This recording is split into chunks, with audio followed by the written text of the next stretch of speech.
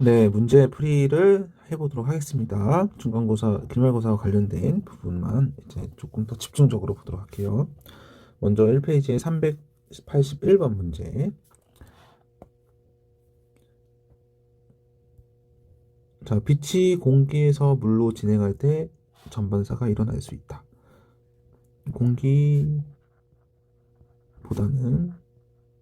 물이 굴절률이 크죠? 그래서 물에서 공기로 해야 됩니다. 전반사가 일어날 조건은 굴절률이 큰 곳에서 작은 곳으로 입사할 때만 가능합니다. 그래서 틀렸고요. 굴절각이 90일 때 입사각을 임대각이라고 한다. 네, 굴절각이 90일 때 입사각을 임대각이라고 하고요. 3번 광통신은 빛의 굴절을 이용해서 네, 맞고요. 전반사 굴절을 이용한 거죠. 그리고 광섬유에서 코어의 굴절률이 클레딩보다 크다. 코어가 내부에 있는 거고 클레딩이 두 주변을 싸고 있는 거죠. 그래서 코어 내부에서 전반사가 일어나려면 보다 큰 굴절률을 가지고 있어야 됩니다. 다음은 82번. 구리도선보다는 광통신의 특징을 바른 것은, 옳지 않은 것은 정손거리가 길다. 광통신이 길죠. 왜냐면 손실이 거의 없기 때문에 구리도선을 이용하면 손실이 발생해요. 그래서 전송거리가 짧아집니다. 짧은 대신에 중간중간에 이어서 증폭을 시켜야겠죠. 그리고 2번 디지털 정보를 송순하기가 훨씬 쉬운 게 빛을 이용한 광섬유죠. 그래서 X. 이 틀렸네요. 2번. 3번 끊어졌을 때 연결하기가 어렵습니다. 그리고 간섭이나 혼선이 적고 동시에 많은 정보를 나타낼 수 있어요. 그게 광통신의 장점이겠죠? 83번 전자기파는 횡파이다. 네. 여기 밑에 나오겠지만 전기장과 자기장이 이렇게 위아래로 움직이고 이렇게 움직일 때 전자기파는 이거에 수직이게끔 진행을 하기 때문에 횡파 맞고요. 전자기파의 속력은 빛의 속력과 같습니다. 진공일 때. 전자기파가 전파되기 위해 반드시 매질이 필요한 게 아니죠. 매질 없이도 갈 수 있습니다. 전자기파는 전기장과 자기장의 진동 방향이 나란히가 아니고 수직하게. 네. 자, 84번도 이거에 하면은 뭐 감마선은 암치료, 마이크로파는 전자레인지, X선은 인체의 골격, 가시광선은 사람의 눈 이렇게 이어주시면 되고요. 89번 중첩 관련된 건데요. 둘 이상의 파동이 서로 겹쳐서 나타내는 것을 중첩이라고 하고 있죠. 두 파동이 중첩한 후에 자신이 가지고 있던 것은 변하지 않고 진폭, 파장, 진동수는 변하지 않고 계속 진행을 한다. 중첩된 파동의 변이는 각 파동의 변이보다 항상 큰 게 아니죠. 상쇄이면은 커지지만 보강이면 근데 상쇄이면은 더 작아질 수가 있겠죠. 그래서 3번은 틀렸습니다. 자, 파서 390번. 다음과 같이 전파원이 S1, S2가 있을 때 같은 위상으로 물결이 진동하고 있대요. 그래서 보강간섭을 하래요. 보강간섭. 보강간섭은 서로의 거리가 같거나 파장, 2분의 파장의 짝수배만큼 차이가 나는 거죠. 이거 2분의 짝수배라는 것은 그냥 n 파장인 겁니다. 한 파장, 두 파장, 세 파장 이렇게 차이 난다는 뜻입니다. 그래서 보강간섭은 S1이랑 거리가 X2랑 같은 Q와 P가 있겠죠. 그래서 보강간섭은 P와 Q이고요. 밝기가 일정한 곳을 찾으래요. 밝기가 일정하다는 것은 변하지 않는다. 물결파가 계속 진동을 보내고 있는데 변하지 않는다는 것은 네, 완전한 상쇄 구간을 말합니다. 상쇄 구간은 그 이번에 파장에 2m 플러스 1 홀수배가 있어야겠죠. 여기 보시면 Q랑 P는 같은 거리지만 R을 보도록 할게요. S1에서 여기서부터 한 파장, 두 파장, 세 파장, 진한 선, 세 파장. S2에서는 진한 선이 한 파장인데 반 파장밖에 안 갔죠. 그러면은 R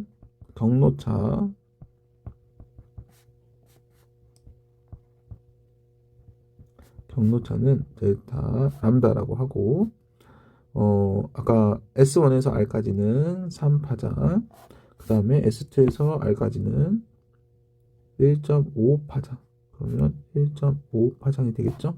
이거를 나타내면 곱하기 3 이렇게 되겠죠? 그럼 여기가 홀수잖아요. 홀수니까 상수의 지역. 그래서 R은 상수의 지역입니다. 자, 92번. 스피커에서 동일한 소리가 나고 O는 가운데 중점이에요. 그랬을 때 한번 보도록 할게요. O에서는 파동의 위상이 어떻게 하다? 같다. 왜냐면 처음에 얘네가 내는 소리가 같았는데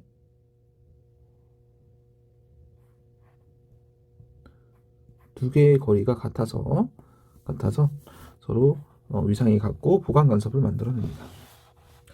자, 다음은 2번. 음파의 진동수가 강할수록 중앙에서 가까운 지점에 상쇄 간섭이 일어난다. 보도록 하고 이게 왜 안 써질까요? 자, 만약에 이쪽에 상쇄 간섭이 처음 생겼다고 칩시다. 그러면 L1과 L2 델타 L, L1과 왜 그러죠? L1과 L2를 뺐을 때 그게 2분의 파장에 2n 플러스 1 이렇게 홀수배야지만 상쇄 간섭이 일어나는 거잖아요. 그죠? 그런데 여기서 진동수가 증가한대. 음파는 340m/s라는 공기에서의 매질에 의해서 속도가 정해져 있습니다. 근데 진동수가 증가한대요. 속도는 람다 곱하기 F였죠. 근데 진동수가 증가하니까 V는 340으로 일정해야 되니 파장은 작아질 수밖에 없죠. 그럼 파장이 작아졌을 때 상쇄 간섭이 일어나는 지점을 보도록 합시다. 자, 델타 L이 요 정도 되는 지점에 상쇄 간섭이 일어난대요. 그런데 이 람다가 줄어들었대. 람다가 줄어들었으니까 델타 L도 줄어들겠죠? 델타 L이 줄어들었다는 것은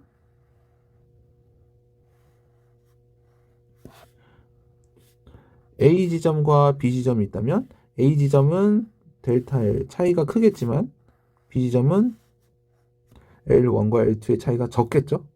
그렇죠?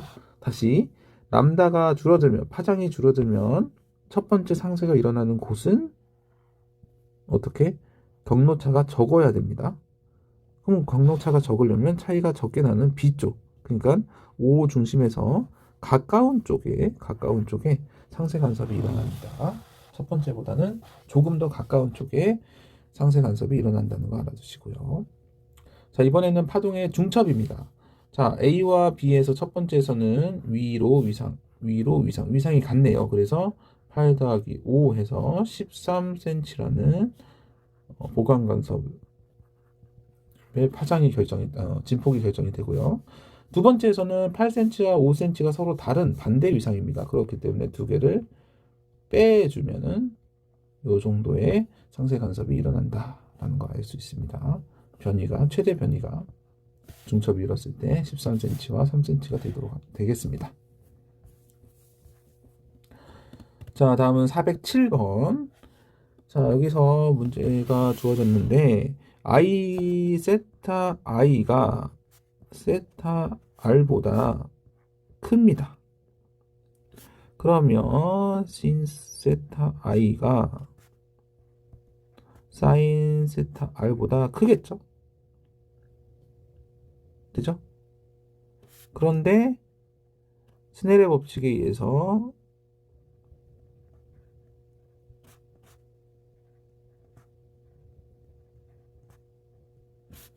서로 같아야 되기 때문에 사인 값이 그러니까 각도가 큰 값은 자연스럽게 굴절율이 작게 됩니다. 지금 I가 R보다 크죠? 여기가 크죠? 여기가 큽니다. 세타 I가 세타 R보다 크기 때문에 굴절률 I와 굴절률 R은 반대로 큰 쪽이 굴절률이 작아지는 겁니다.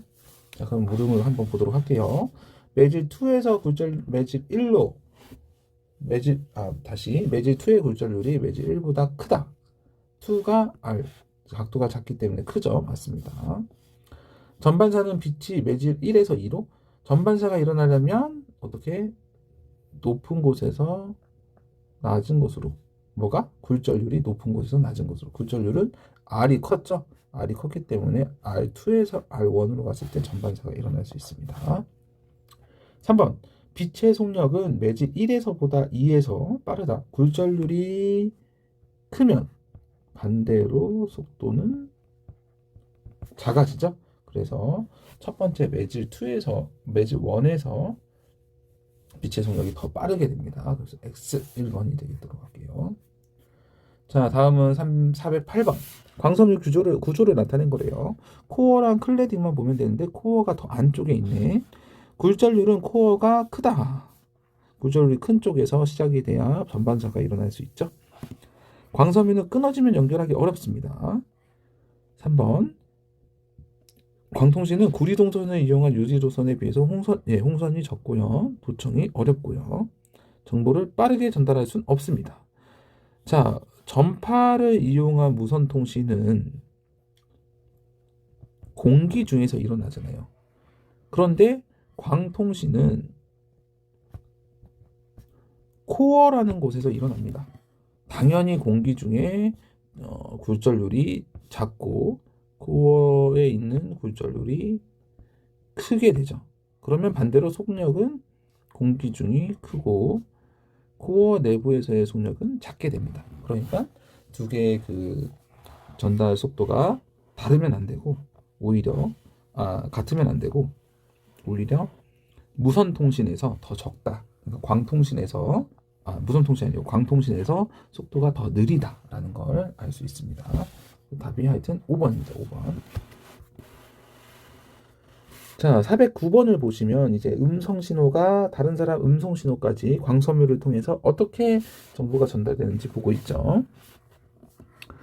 자, 음성을 전기 신호로 바꾸는 거는 마이크죠, 마이크. 마이크에는 그 전자기 유도 현상이 들어 있습니다. 그 다음에 기억부터 빛 신호는 광섬유 속에서 전반사가 이용해서 손실 없이 멀리 이동하고요. A에는 전기 신호를 전파로 바꿔주는 전기 신호, 음성 신호를 전기로 바꿨는데 광섬유니까는 어떻게? 전기를 빛으로 바꿀 수 있는 거죠. 그래서 틀렸습니다. 광검출기는 광전 효과를 광검출기는 빛이 들어와서 전기 신호로 바뀌어야 되니까는 빛이 정자를 튀어나오게끔 하는 광전 효과랑 연관이 있죠. 그래서 기억 디귿. 자, 다음은 앞에 거와 거의 비슷한데요. 이렇게 코어와 클래딩이 있으면 코어는 투명한 물질, 클래딩도 투명한 물질로 이루어져 있고요. 그리고 코어의 굴절률은 클래딩보다 큽니다. 굴절률이 코어가 큽니다. 광섬유는 끊어져도 쉽게 연결할 수가 없겠죠. 그래서 기억 니은이 되겠습니다. 자, 414번 똑같은 문제가 나왔는데 앞에서 한 거랑 자, 전자기 유도 현상을 이용하려면 기억 과정 마이크로를 통해서 전자기 유도 현상을 이용하면 되고요. 니은 과정 신호가 전달되는 과정에서는 전반사를 통해서 에너지 손실 없이 갈 수 있게끔 디귿 이제 광 신호를 전기 신호로 바꿀 거잖아요. 그럴 땐 아까 같이 광전 효과가 필요합니다. 자, 다음은 416번. 아까 그 보낸 문제에는 없는 문제였는데. 자, 첫 번째. 임계강은 I3다. 세타3다. 자, 지금 세타3는 여기 경계면에서부터의 입사광선이에요. 그런데 우리가 임계각이든 반사각이든 굴절각을 할 때는 어떻게? 법선에다가 선을 긋고 이렇게 안쪽으로 90 마이너스 세타 3겠죠. 그 정도 안쪽을 가지고 측정을 해야 됩니다. 그래서 임계각은 아닙니다. 임계각은 90 마이너스 세타 3가 되겠습니다. 지금 세타 3에서 빛의 경로가 완전히 꺾이고 여기가 90도가 됐죠. 굴절각이 90도가 됐습니다. 자, 니은 빛의 진동수는 매질 B와 A와 같다. 네, 진동수는 매질 1이 달라져도 변함이 없다. 지금 매질 A에서의 빛의 파장은 짧다. A가 짧다. A가 짧다. 볼까요? 진동수는 동일하고 속력이 느리는 A. A가 굴절률이 커야지만 전반사가 일어나겠죠. 그래서 매질 A는 굴절률이 크기 때문에 속도가 느립니다. 느리다는 것은 진동수는 똑같은데 속도가 느리다? 그러면 파장이 짧다라는 뜻입니다. 그래서 A는 파장이 짧다. 네, 맞고요. 기억티그.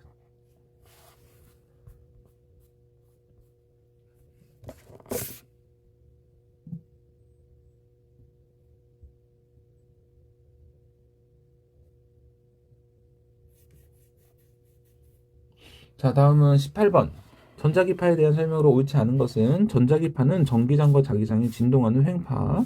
진동에서 모든 전자기파의 속력은 같다. 가시광선 이외의 전자기파는 사람의 눈에 직접 보이지 않는다. 네, 안 보입니다. 감마선은 파장이 짧고 진동수가 가장 작은, 가장 큰 영역에 속하게 됩니다. 자외선은 가시광선의 보라색보다 진동수가 크면서 살균 작용을 하고 있다. 라는 거. 4번이 틀렸죠? 네, 4번이 틀렸습니다. 나머지 문제는 이렇게 비슷해서 넘기는 겁니다. 자, 다음은 424번. 자, 정보는 가시광선입니다. 가시광선. 그리고 여기는 진동수가 커지네. 그러면 에너지가 커지고 여기 에너지는 작다라는 것입니다. 자, 일단은 가시광선에서 에너지가 큰 쪽인 보라색 쪽에 바깥에는 자외선, 빨간 쪽이니까 적외선이 되겠습니다. 그런데 X선보다 에너지가 더 큰 녀석은 감마선이 있을 거고요. 그렇지 않고 에너지가 작은 형태는 A와 같은 전파가 있습니다. 전파가 에너지가 너무 높아서 우리 주변에 떠돌아다니면 안 되죠. 그래서 전파는 에너지가 낮은 상태입니다. 그래서 답은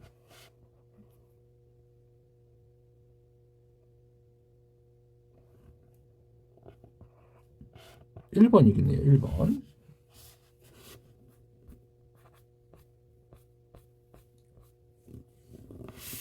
자, 아까와 같은 문제인데요. 428번을 보시면 원자 핵 반응이 일어났을 때는 이제 감마선을 말하고요. 감마선. 그때 나오는 감마선 맞고요. 가 영역은 가시광선과 감마선 사이니까 X선이 되겠네요. 의료 진단에 사용하는 뼈 영상을 찍고요. 전자기파를 형광물질에 쪼여주면 형광물질에서 가시광선이 방출된다. 이게 형광등인데 형광등 내부에는 수은이 있고요. 이 수은이 플라즈마 상태가 돼서 전자기파를 뿜어내면 형광등 표면에 묻어 있는 형광물질에 의해서 가시광선이 발생하는 부분이 있습니다. 자, 4번. 다 영역. 다니까 에너지가 작은 적외선 영역이겠네요. 살균 소독은 나아져나. 자외선 영역. 그리고 5번. 텔레비전이나 라디오 방송의 무선 통신에 사용되는 전자기파의 영역은 네, 라입니다. 네, 맞습니다. 그래서 답은 4번이 되도록 하겠네요.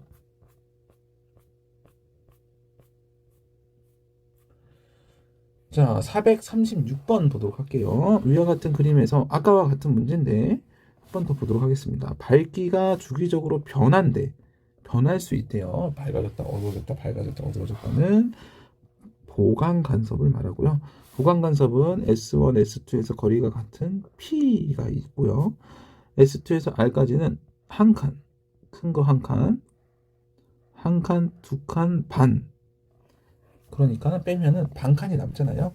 하나 반 칸이. 그래서 R은 상세 지역이고요. Q 점선과 점선이 만났죠? 그러면은 여기 위상이 같다. Q.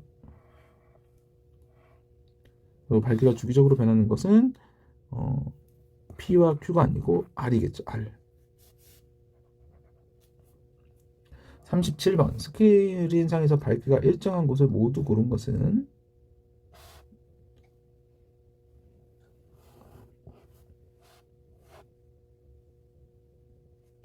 R이네요. R.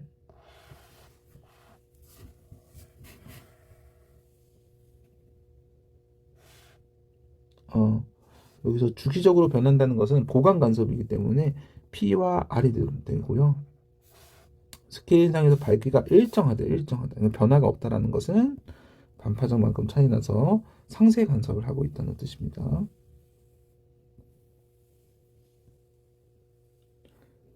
밝기가 일정한 거 상쇄 간섭은 R이 되겠습니다. R. 자, 이번에는 441번.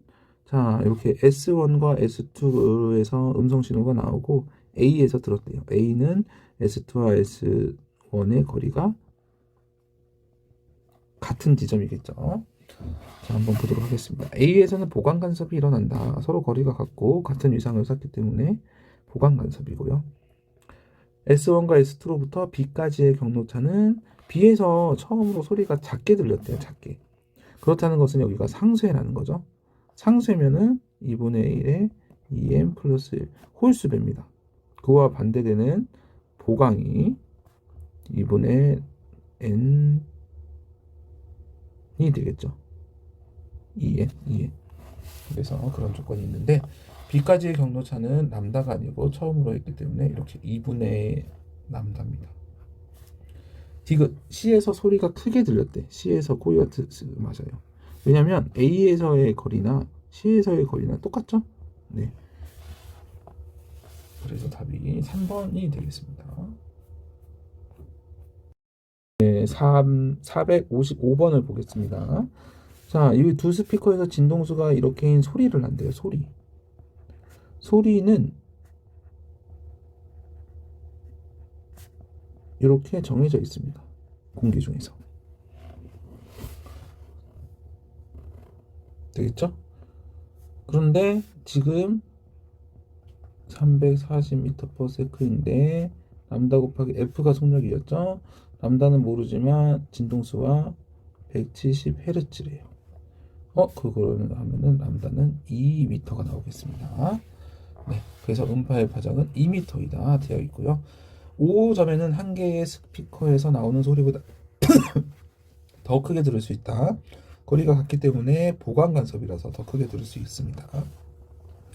소리의 진동수를 2배로 하면 진동수가 2배로 340도 커지면은 람다는 2m에서 1m로 줄어들겠죠. 그러면 람다가 줄어들었으니까 아까도 말했듯이 중심에서부터 어느 정도 지나가면 상쇄 간섭에 의해서 소리가 덜 들리는 부분이 있는데 이게 경로차 때문에 생긴다고 했죠. 그 경로차는 2분의 람다의 홀수배라고 했었죠. 그래서 경로차는 람다가 줄어들면 경로차가 줄어들고 A 지점보다 조금 더 가까운 곳에서 그만큼만 경로차를 얻어낼 수가 있습니다. 그래서 진동수 2배로 하면 파장이 짧아지면 A보다 더 멀어지는 게 아니고 더 가까워집니다. 그래서 3번이 되겠네요.